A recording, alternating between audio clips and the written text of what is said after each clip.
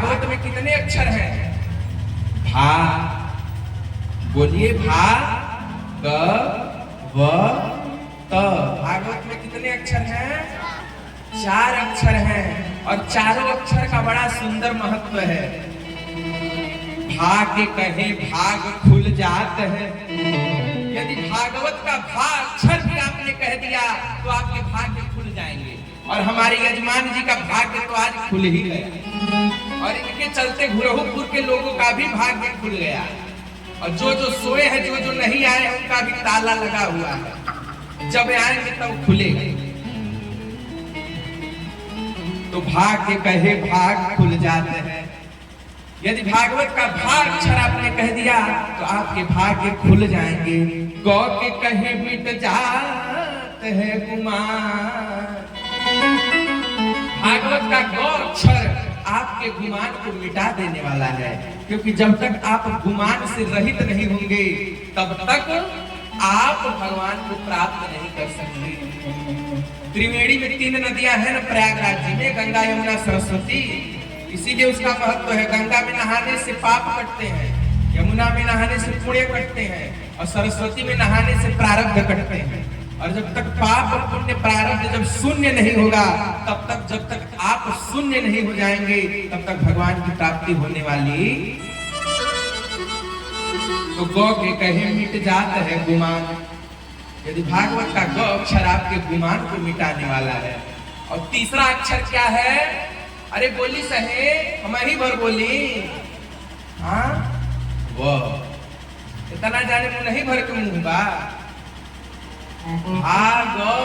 तीसरा अक्षर क्या है? बोलिए बोलिए। वो के कहे बल बुद्धि बढ़ जाता है। भागवत का वो अक्षर आपके बल और बुद्धि को बढ़ा देगा। कौन सा बल बुद्धि? ये वाला 6 पैक में। ये वाला बल नहीं बढ़ाएगा, आध्यात्मिक बल बढ़ा देगा, मानसिक बल बढ़ा देगा, सत प्रवृत्तियों का बल बढ़ा देगा। न कि डाकू वाला, आतंकवादी वाला लड़ाई के लिए। अंतिम अक्षर क्या है? बोलिए। तो के कहे बदल जात है तकदीर। तो अक्षर आपके तकदीर को ही बदल देगा। आप भगवान कृष्ण को प्राप्त हो जाएंगे। इसीलिए भागवत सुना जाता है। बोलो श्रीमद् भागवत भगवान की जय। देखिए ना हमारे जजमान जी का कितना बड़ा भाग्य है, यजमान जी भागवत सुन रहे। ये तो हो गया लौकिक अर्थ। अब वैदिक अर्थ से देखा जाए तो भागवत भगवान का अर्थ क्या है? भांति सर्वेषु लोकेषु गण्यते नारदादि ऋषिः वर्तते सर्वेषु शास्त्रेषु तस्मात् भागवतं विदुः। जहाँ भक्ति, ज्ञान और वैराग्य का त्रिवेणी हो, जहाँ भक्ति, ज्ञान और वैराग्य की वार्ता हो, ऐसे वार्ता को क्या कहते हैं? श्रीमद् भागवत। बोले श्रीमद् भागवत भगवान की जय। आप लोगों को समझ में आ रहा है ना? जहाँ नहीं समझ में आएगा बिना सोचे हाथ उठाइएगा, बैठे। बोले वृंदावन बिहारी लाल की जय। अब प्रश्न ये उठता है कि भागवत क्यों सुना जाए? भाई आप किसी दुकान पर जाते हैं, यदि हम लोग कोई किसी दुकान पर जाएं तो किराने वाला कहता है, दुकानदार वाला, कि भाई साहब ये सामान बहुत अच्छा है, इसको एक बार ले लीजिए। तो आप तुरंत खरीद लेते हैं क्या? तुरंत नहीं खरीदते हैं। उससे पूछते हैं कि हे दुकानदार भाई साहब बताइए इसमें क्या क्वालिटी है, सामान में ऐसी क्या खासियत है कि हम इस सामान को खरीदें? तो दुकानदार वाला भैया कहता है कि देखिए इस सामग्री में ये है, जब आप ये लगाएंगे तो ऐसे होगा, ये करेंगे तो ये ऐसे होगा। तब आप कहते हैं हाँ ये तो बहुत बढ़िया चीज है, सस्ते में मिल गई, चलिए हम इसको खरीद लेते हैं। ऐसा होता है कि नहीं होता है सबके साथ? तो प्रश्न ये भी उठता है कि 9 दिन तक यजमान जी व्यस्त रहेंगे।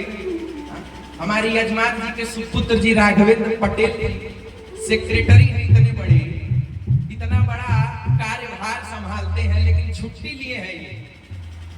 तो भाई ये भी तो पूछेंगे कि ये बाबा 7 दिन हम काहे सुनी अपन समय गवाई, काम मिली हमके। हमारे यजमान जी 9 दिन तक सुबह सुबह नहा के बैठे रहेंगे, बिना खाए पिए 1 बजे भोजन मिलता है। वो भी तो पूछेंगे कि 9 दिन अपने शरीर को कष्ट क्यों दे रहे हैं, इससे मिलेगा क्या। तो श्रीमद् भागवत महात्म्य में भगवान विष्णु ब्रह्मा जी से 30 श्लोकों में श्रीमद् भागवत का महात्म्य बता रहे हैं। प्रयास करूंगा कि 30 श्लोक बोल दूं, ऐसे समय तो अनुकूल है। तो भगवान विष्णु कहते हैं कि हे ब्रह्मा जी, श्रीमद् भागवत सुनने का बहुत बड़ा महत्व है। श्रीमदं भागवतम नाम पुराणम लोक विश्रुतम हृदयात् श्रद्धया युक्तो मम संतोषकाय नित्यं भागवतं यस्तु पुराणं पठते नरः प्रत्यक्षरं भवेत् तस्य कपिलादानजं फलम्। देखिए, जो श्रीमद् भागवत की कथा सुनता है वो भगवान विष्णु को संतोष कर लेता है। श्लोकम भागवतम चापि श्लोकार्धं पादमेव वा लिखितं तिष्ठति यस्य गृहे तस्य वसनं। ज्यादा नहीं, यदि आप भागवत का पूरा श्लोक नहीं पढ़ पा रहे हैं तो एक ही श्लोक पढ़ लीजिए। 2 लाइन का होता है, 2 लाइन का भी नहीं होगा, 1 लाइन। तो किसी ने कहा महाराज हमारे पास 1 लाइन पढ़ने का भी समय नहीं है, तो श्लोकार्धम, श्लोक का आधा पढ़ लीजिए। तो किसी ने कहा हम तो बड़े व्यस्त आदमी हैं, आधा श्लोक भी नहीं पढ़ सकते। तो बोले कोई बात नहीं, श्लोकार्धम श्लोक पादम, आधा का आधा पढ़ लीजिए। तो आपको क्या होगा, आपको 100 करोड़ गायों के दान देने इतना फल प्राप्त होगा। बोल श्रीमद् भागवत भगवान की जय। श्रीमद् भागवतम दृष्ट्वा प्रत्युत्थानाभिवादनैः सम्मानयेत तं दृष्ट्वा भवेत् प्रीतिर्ममाकुला। न यस्य तिष्ठते गृहे शास्त्रं भागवतं कलो सर्वस्वेनापि लोके स कर्तव्यः शास्त्र संग्रह। जिसके घर में भागवत की पोथी रखी रहती है, जिसके घर में भागवत का 1 श्लोक या 1 चरण ही लिखा रहता है, उसके घर में तत्र सर्वाणि तीर्थानि नदी नद सरांसि चः यज्ञाः सप्तपुरी नित्यं पुण्याः सर्वे सिलोचया। उसके घर में, जिसके घर में भागवत की पोथी रखी रहती है, उसके घर में सारी नदियां, सारे तीर्थ वहां निवास करते हैं। सर्वाश्रमाभिगमनम सर्वतीर्थावगाहनम न तथा पावनम निराम श्रीमद् भागवतम यथा। एकादश्याम विशेषेण नास्ति पापरतस्ततः। एकादशी के दिन तो निश्चित ही भागवत की कथा सुननी चाहिए।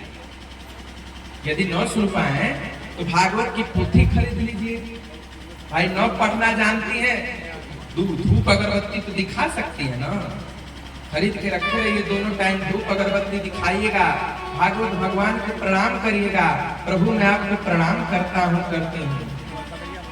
एको अपि कृष्णस्य कृतः प्रणामो दशास्य मेधाव भृतेन तुल्यः दशास्य मेधि पुनरेति जन्मः कृष्ण प्रणाम पुनर्भवाय। ये भगवान को एक प्रणाम करने का महत्व है। बोले श्रीमद् भागवत भगवान की जय। तो यत्र यत्र चतुर्वत्र श्रीमद् भागवतम भवेत् गच्छामि तत्र तत्रां गौर्यथा सुतवत्सला मत कथावाचकं नित्यं मत कथा श्रवणे रतं मत कथा प्रीत मनसं नाहं त्यक्ष्यामि तं नरम्। भगवान कहते हैं कि देखो, जो मेरी कथा कहता है, मत कथावाचकम, माने जो कथावाचक है। इस समय हम क्या है, कथावाचक ही तो है। तो मत कथावाचकम, जो मेरी कथा कहता है, यानी जो कथावाचक है। और मत कथा श्रवणे रतम, और जो मेरी कथा सुनता है, मम कथा श्रवणे रतम नित्यम भागवतम यस्तु, मैं उसके हृदय में वास करता हूँ। ये भगवान का प्रण है। बोले श्रीमद् भागवत भगवान की जय। दृष्ट्वा भागवतम दुरात प्रक्रमेत सम्मुखम ह्यः पदे पदे अश्वमेधस्य फलं प्राप्नोत्य संशयम्। श्रीमद् भागवतम पुण्यमायुरारोग्य पुष्टिदम् पठनात् श्रवणादवापि सर्व पापै प्रमुच्यते। ये है श्रीमद् भागवत की महिमा कि यदि जहां श्रीमद् भागवत की कथा हो रही हो और कोई एक कदम चल करके आवे तो उसे एक अश्वमेध यज्ञ का फल प्राप्त होता है।